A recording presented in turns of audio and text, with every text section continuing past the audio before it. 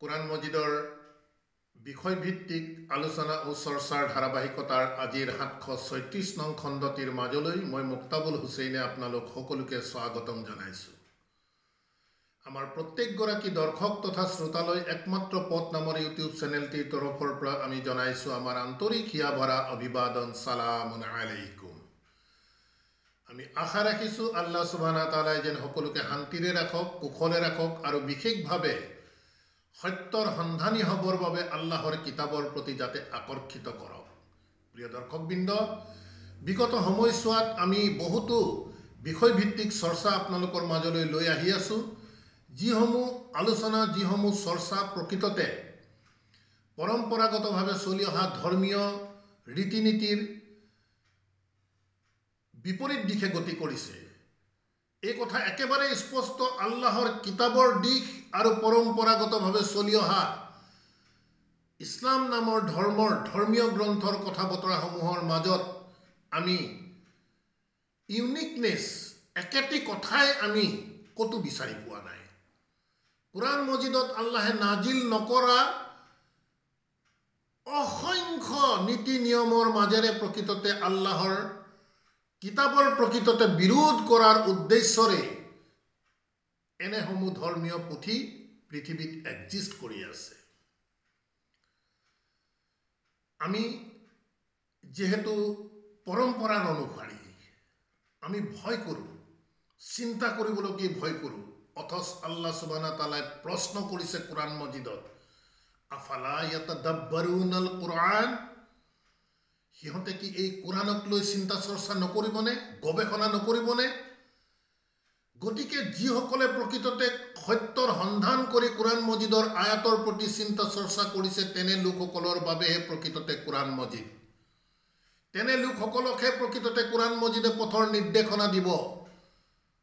যিহেতু আৰম্ভণিতে আল্লাহ সুবহানাহু তাআলাই কৈছে হুদাল্লিল মুত্তাকিন, আমি মুত্তাকি হ'ব লাগিব। আৰু মুত্তাকি হ'বলৈ হ'লে আল্লাহৰ একত্ববাদৰ ওপৰত আমাৰ স্থিতি সবল কৰি ৰাখিব লাগিব, আল্লাহৰ একক কিতাবৰ ওপৰত আমি থাকিব লাগিব। আমি হয়তো চিন্তা নকৰাৰ বাবে বহুতো কথা আমি ধৰিবই পৰা নাই। কোৰআন মজিদ হৈছে আল্লাহৰ দ্বাৰা নাজিলকৃত, ৰিভিল হোৱা ৱাহীৰ মাধ্যমৰ এখন কিতাপ। ই কোনো মানৱ সংকলিত নহয়, মানৱ ৰচিত নহয়। অথচ আমি বৰ্তমান যিসমূহ ধৰ্মীয় গ্ৰন্থৰ ওপৰত আমাৰ ধৰ্মক পৰম্পৰাগতভাৱে চলাই আহি আছোঁ, তেনে এখনো ধৰ্মীয় গ্ৰন্থ প্ৰকৃততে আল্লাহৰ দ্বাৰা নাজিলকৃত নহয়। ধৰ্মীয় গ্ৰন্থসমূহত কিছু কিছু ইমামে কোৱা কথাৰ ওপৰতহে আমি বিশ্বাস আনিছোঁ। আমি ইতিমধ্যে কৈছোঁ, সহিহ বুখাৰী হৈছে ইছমাইল বুখাৰী নামৰ এজন ইমামৰ নামেৰে নামাকৰণ কৰা এখন তেওঁৰ দ্বাৰা সংকলিত, তেওঁৰ দ্বাৰা সংগৃহীত কিতাপ।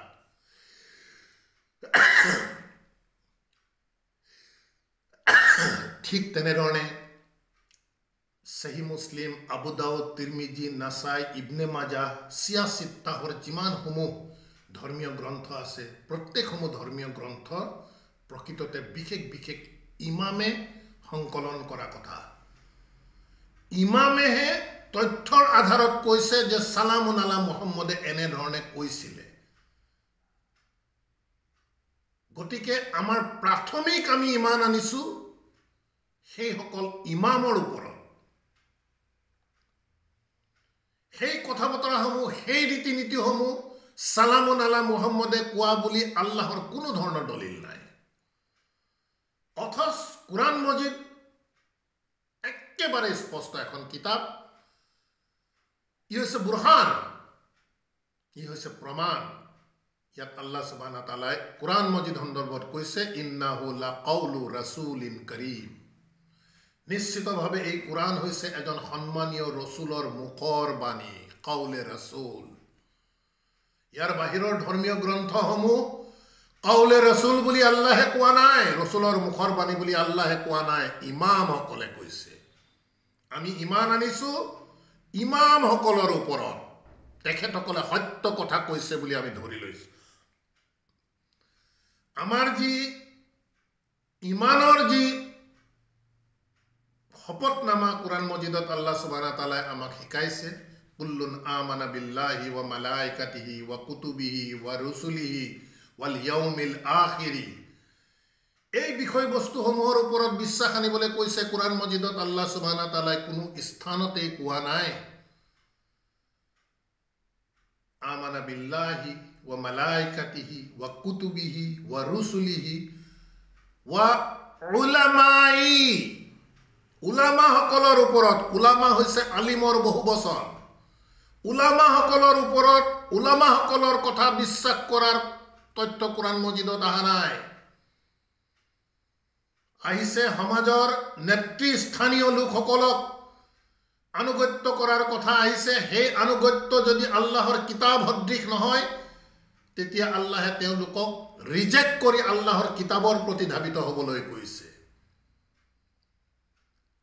সেয়েহে প্ৰিয় দৰ্শকবৃন্দ, বিষয়বস্তুসমূহ হয়তো বহুতৰে বাবে আৱেগিক দৃষ্টিভংগীৰে যদি দৰ্শন কৰে, শ্ৰৱণ কৰে, তেন্তে আপোনালোকৰ মনত আঘাত দিব পাৰে।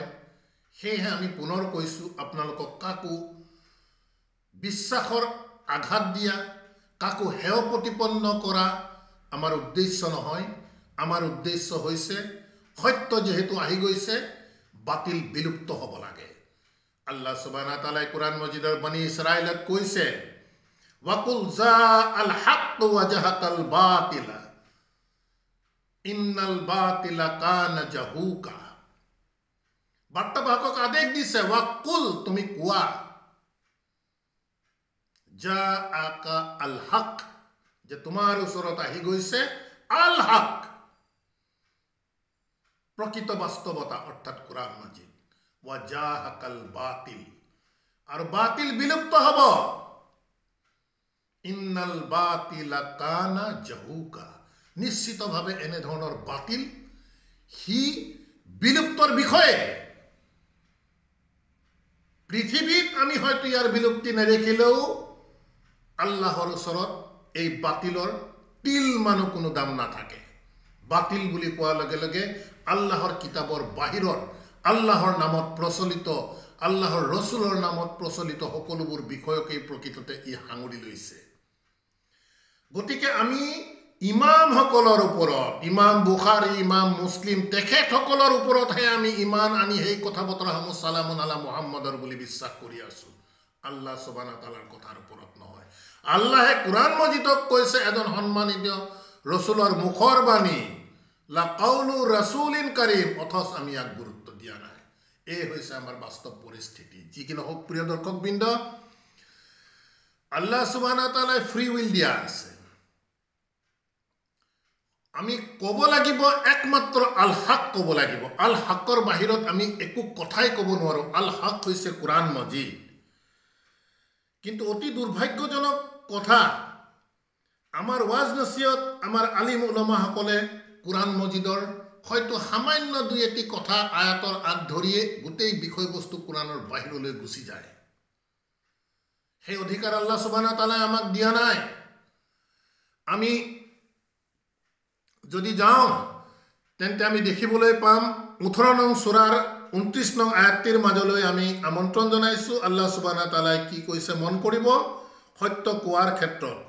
আল কাহাফ, আল কাহাফৰ 29 নং আয়াতত আল্লাহ সুবহানাহু ওয়া তাআলাই কৈছে যে ওয়াকুল আল হক মিৰ ৰাব্বিকুম, আৰু তুমি কোৱা আল হক, চিৰসত্য কথা কোৱা, মিৰ ৰাব্বিকুম, যিটো তোমাৰ প্ৰতিপালকৰ তৰফৰ পৰা আহিছে তোমালোকৰ। অৰ্থাৎ আমি ক'ব লাগিব একমাত্ৰ কোৰআন। আমি ইতিমধ্যে কৈছো কোৰআনৰ বাহিৰৰ কোনো এখন ধৰ্মীয় পুথি আল্লাহৰ তৰফৰ পৰা অহা নহয়। কোনেও ইয়াক প্ৰমাণ কৰি কোৰআন মজিদৰ পৰা দেখুৱাব নোৱাৰিব। আমাক আভুৱা ভাৰি থকা হৈছে। আল্লাহৰ নামত চলাই দিয়া গৈছে, আল্লাহৰ ৰসুলৰ নামত চলাই দিয়া গৈছে, আৰু আমি পৰম্পৰাৰ বিশ্বাসীসকলে তাকেই কৰি আছো।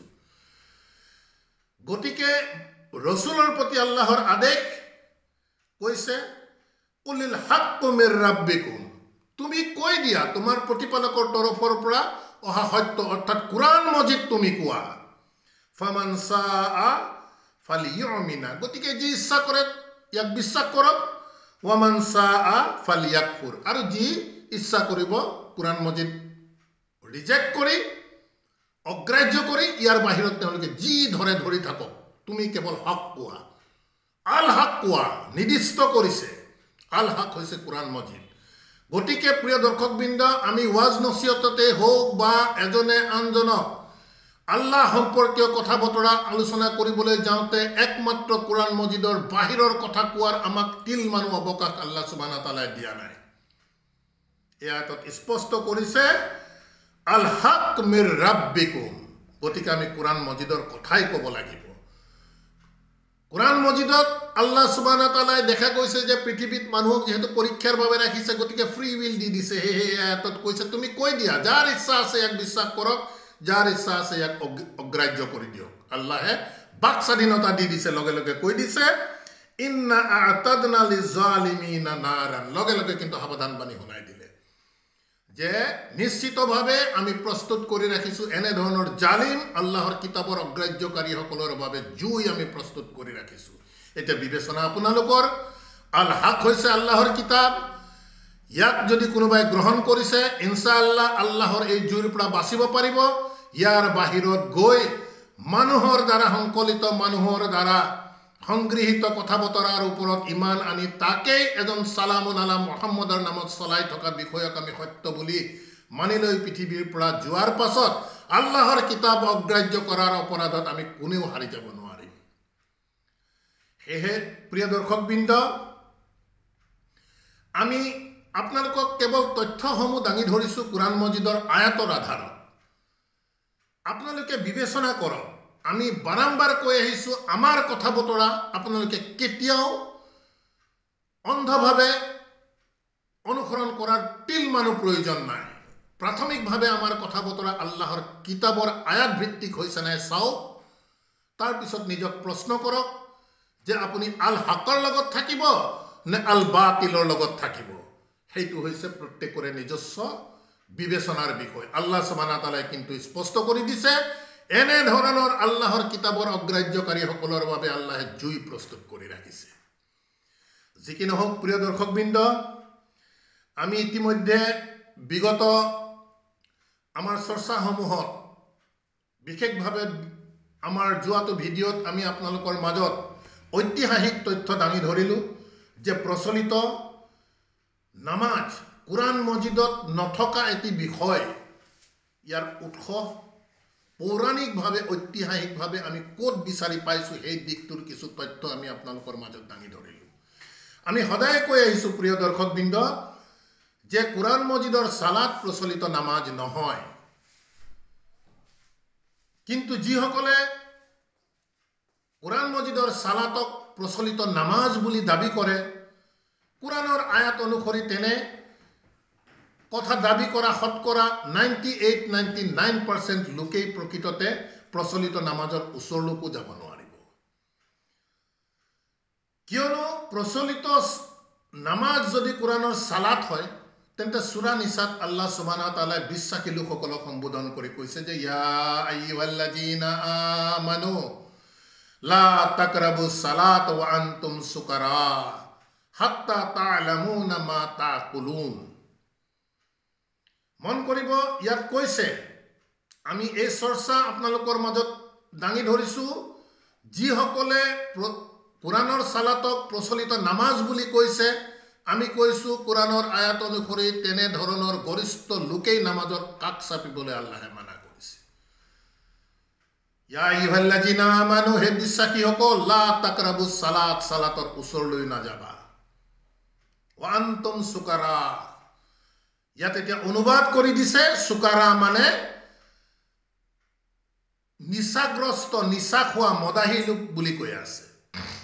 অথচ এই সুকাৰা আল্লাহ সুবহানাহু তাআলাই কোৰাণ মজিদত আন স্থানত ব্যৱহাৰ কৰি কিয়ামতৰ প্ৰেক্ষাপটত এই সুকাৰা শব্দ ব্যৱহাৰ কৰি কৈছে কিয়ামতৰ প্ৰাক মুহূৰ্তত মানুহ সুকাৰা অৱস্থাত থাকিব, অৰ্থাৎ তেওঁলোকৰ জ্ঞান শূন্য হৈ যাব, তেওঁলোকে কিং কৰ্তব্য বিমূঢ় হৈ যাব, তেওঁলোকৰ কোনো মানসিক স্থিতি নাথাকিব। এই স্থিতিকেই প্ৰকৃততে সুকাৰা বুলি কোৰাণ মজিদে অভিহিত কৰিছে। গতিকে সূৰা নিসাৰ উক্ত আয়াত অনুসৰি আল্লাহে কৈছে ইয়া আইয়ুহাল্লাযিনা আমানু লা তাকৰাবুস সালাত ওয়া আনতুম সুকাৰা, যে তোমালোকে নামাজৰ ওচৰলৈ নাযাবা। আমি পুনৰ কৈছো, সালাত যদি নামাজ হয় সেই তথ্যৰ আঁত ধৰিয়ে এই আলোচনাসমূহ কৰিছো, যে তোমালোকে নামাজৰ ওচৰলৈ নাযাবা যেতিয়া তোমালোকে মানসিকভাৱে সবল স্থিতিত নাথাকিবা। কেতিয়ালৈকে? হাত্তা তা'লামুনা মা তাকুলুন, যেতিয়ালৈকে তোমালোকে নাজানিবা, নুবুজিবা মা তাকুলুন, কি তোমালোকে কৈ আছা। গতিকে আমাৰ প্ৰচলিত যিসকল নামাজী তেওঁলোকে প্ৰত্যেকেই নিজে নিজক প্ৰশ্ন কৰক যে নামাজত তেওঁলোকে যি আয়াত, যি সূৰা ইত্যাদি বিষয় পঢ়ি আছে তেওঁলোকে কেইজনে জানে। যদি নাজানে তেন্তে আল্লাহ সুবহানাহু ওয়া তাআলাই এই প্ৰচলিত নামাজৰ ওচৰলৈ আহিব মানা কৰিছে, যদিহে সালাতৰ অৰ্থ নামাজ হয়। আমি পুনৰ কৈছো, কোৰাণৰ সালাত প্ৰচলিত নামাজ নহয়।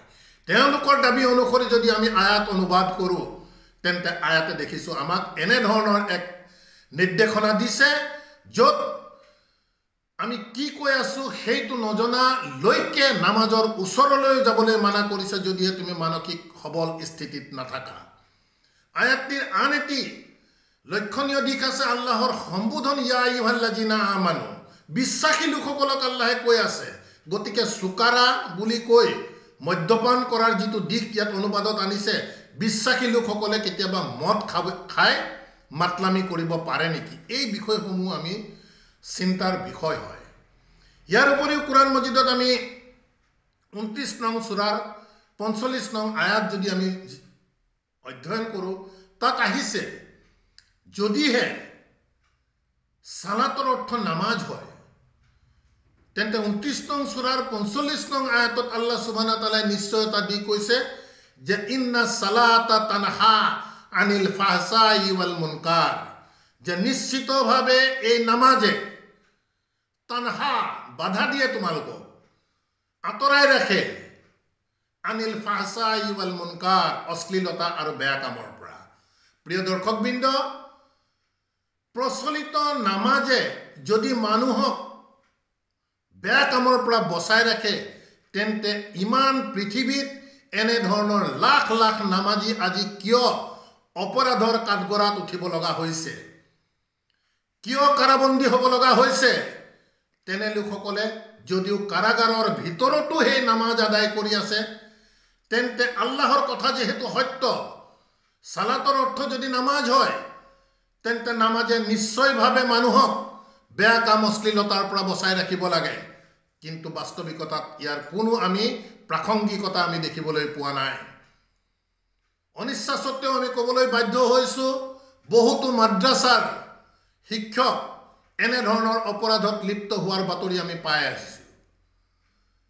গতিকে প্ৰচলিত নামাজক যদি কোৰাণৰ সালাতলৈ কোনোবাই নিব বিচাৰে তেন্তে এনে ধৰণৰ আয়াতসমূহে প্ৰকৃততে কি অৰ্থ বহন কৰিছে সেই দিশবোৰো নিশ্চয় আমি চিন্তা কৰিব লাগিব। কিন্তু কোৰাণ মজিদৰ সালাত যদি আমি কোৱাৰ দৰে, কোৰাণ মজিদে কোৱাৰ দৰে যদি আল্লাহৰ আদেশ নিষেধক নিজৰ জীৱনত বাস্তৱায়ন কৰি আল্লাহৰ সৈতে এটি যোগসূত্ৰ স্থাপন কৰাৰ এক প্ৰক্ৰিয়া হয়, তেন্তে তেনেধৰণে যিসকলে আল্লাহৰ আদেশৰ ওপৰত নিজৰ জীৱন পৰিচালনা কৰিব তেনে লোকসকলে কেতিয়াও অশ্লীলতা আৰু বেয়া কামৰ ওচৰলৈ যাব নোৱাৰে।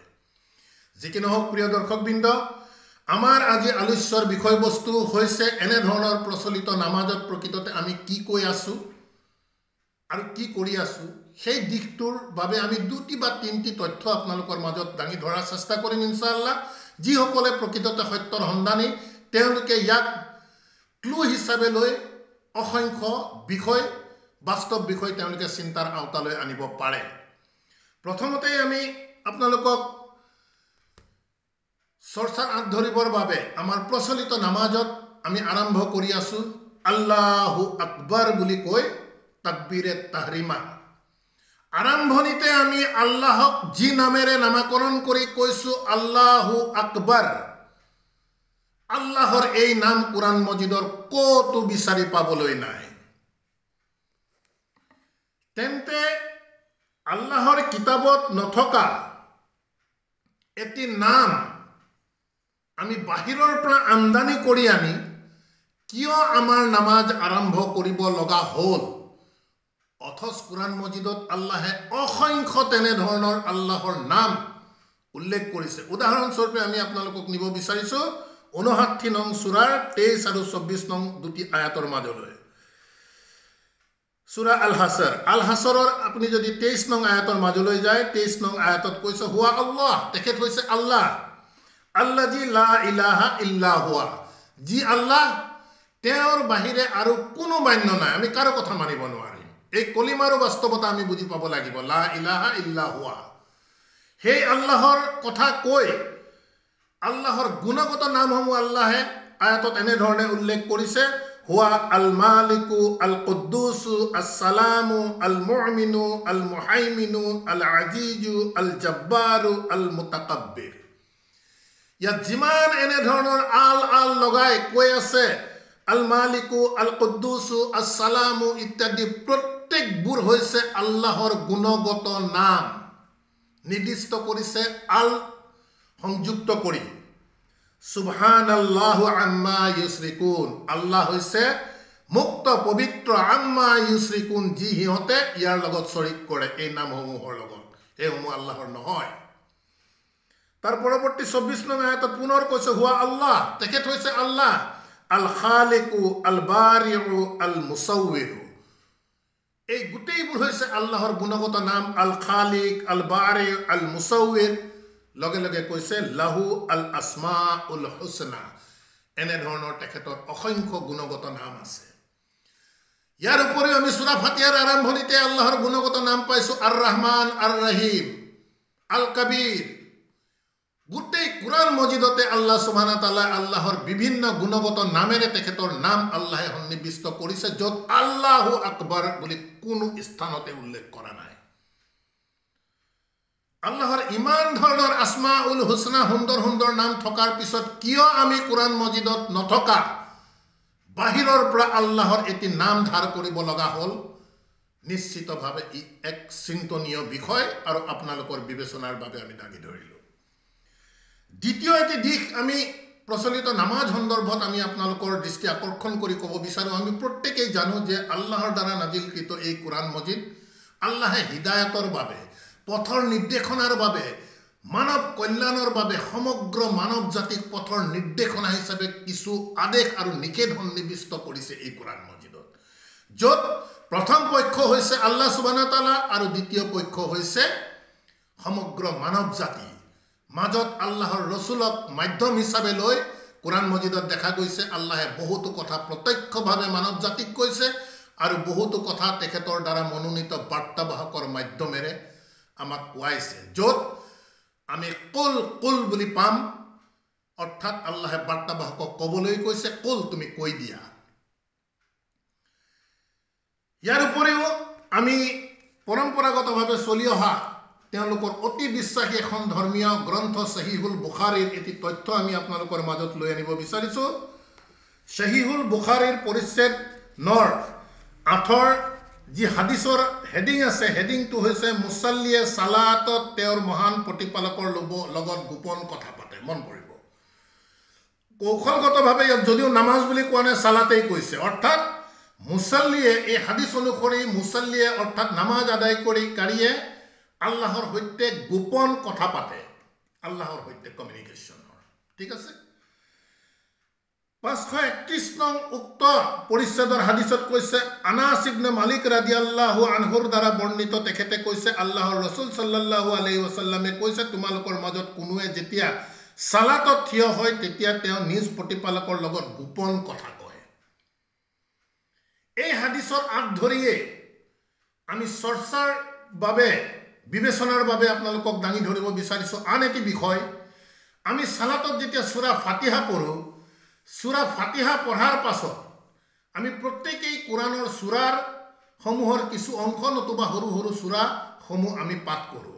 উদাহৰণস্বৰূপে সূৰা ফাতিহাৰ পঢ়াৰ পিছত আমি সূৰা ইখলাছ যদি পঢ়োঁ, আমি কওঁ কুল হুয়া আল্লাহু আহাদ আল্লাহু আছ-সামাদ লাম ইয়ালিদ ওয়া লাম ইউলাদ ওয়া লাম ইয়াকুন লাহু কুফুৱান আহাদ।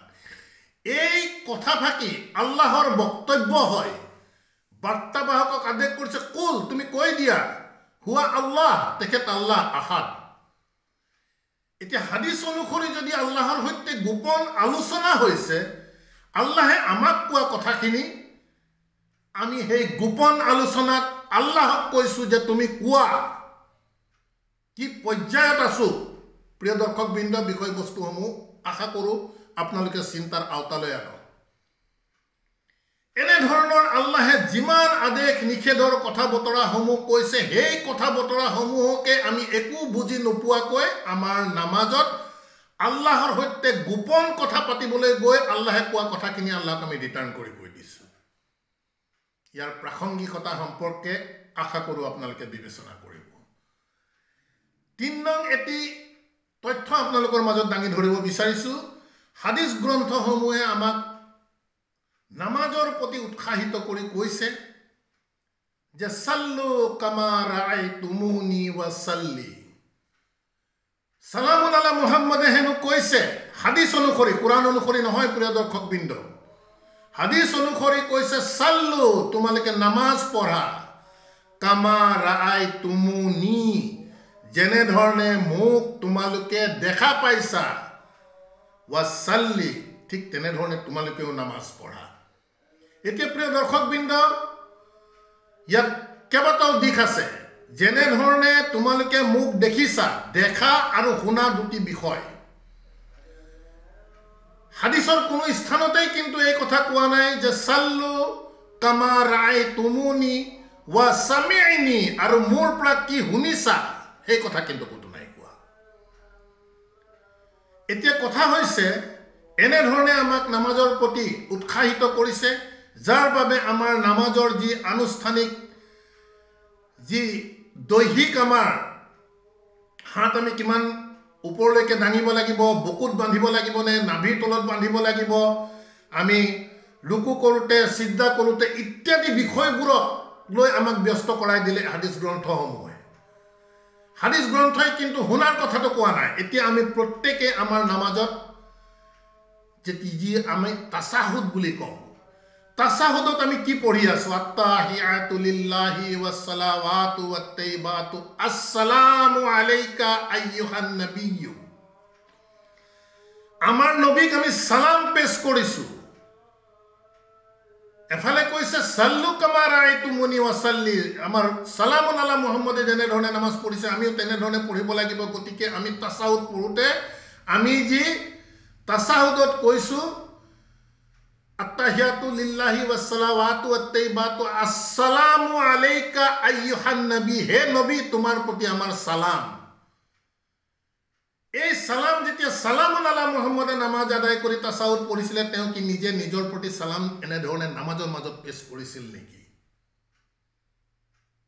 এই কথাবোৰ প্ৰকৃততে আমি আৰবী বুজি নোপোৱাৰ বাবে, পৰম্পৰা ধৰ্মৰ আমি বিশ্বাসী হোৱাৰ বাবে এনেধৰণৰ বিষয়বোৰৰ আমি কেতিয়াও চিন্তা চৰ্চা কৰা নাই বা চিন্তা কৰিবলৈ আমাক সেই মানসিক প্ৰস্তুতিও আমাৰ ধৰ্মই আমাক শিকোৱা নাই।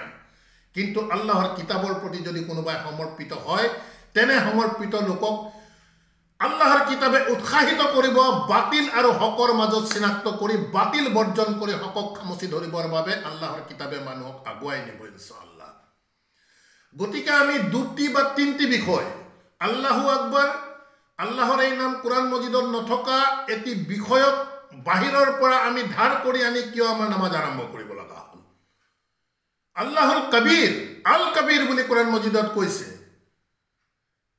দ্বিতীয়তে আল্লাহে আমাক দিয়া আদেশ নিষেধকে আমি আমাৰ গোপন কথা বুলি কৈ আমি আল্লাহক এই কথাখিনি ঘূৰাই দিছো। 3 নম্বৰ আমি তাসাহুদ সম্পৰ্কীয় তথ্য আপোনালোকৰ মাজত দাঙি ধৰিলো। আমি আশা ৰাখিম প্ৰিয় দৰ্শকবৃন্দ, আমি নিজক আমি প্ৰথমতে বুজি পাবলৈ চেষ্টা কৰোঁ। আহক, আমি পুনৰ কৈছো, আমি কাৰো বিশ্বাসক আমি আঘাত কৰিব বিচৰা নাই বা প্ৰচলিত নামাজকো আমি বিৰোধ কৰি তাকো আমি আহ্বান জনোৱা নাই যে আপোনালোকে নামাজ নপঢ়িব। আমি প্ৰচলিত নামাজত প্ৰকৃততে আমি কি কৈ আছো আৰু কি কৰি আছো তাৰহে এটি বিশ্লেষণাত্মকমূলক আলোচনা আপোনালোকৰ মাজলৈ লৈ আনিছো, যাতে সত্যৰ সন্ধানী লোকসকলে এনে বিষয়বস্তুসমূহৰ ওপৰত বিবেচনা কৰে আৰু যিসকলে পৰম্পৰাৰ অনুগামী হৈ আল্লাহৰ কিতাবক খামুচি ধৰিবৰ বাবে যিসকল ৰাজি নহয়, তেনে লোকসকলৰ প্ৰতি প্ৰকৃততে আমাৰ ভিডিঅ' নহয় আমি তেখেতসকলক সালাম জনাই আমি আহ্বান জনাম যে আমাৰ ভিডিঅ'সমূহ আপোনালোকে স্কিপ কৰক আলহামদুলিল্লাহ ربي أعوذ بك من همزات الشياطين وأعوذ بك ربي أن يحضرون ربنا آمنا بما أنزلت واتبعنا الرسول فاكتبنا مع الشاهدين وما علينا إلا البلاغ وما توفيق إلا بالله سلام عليكم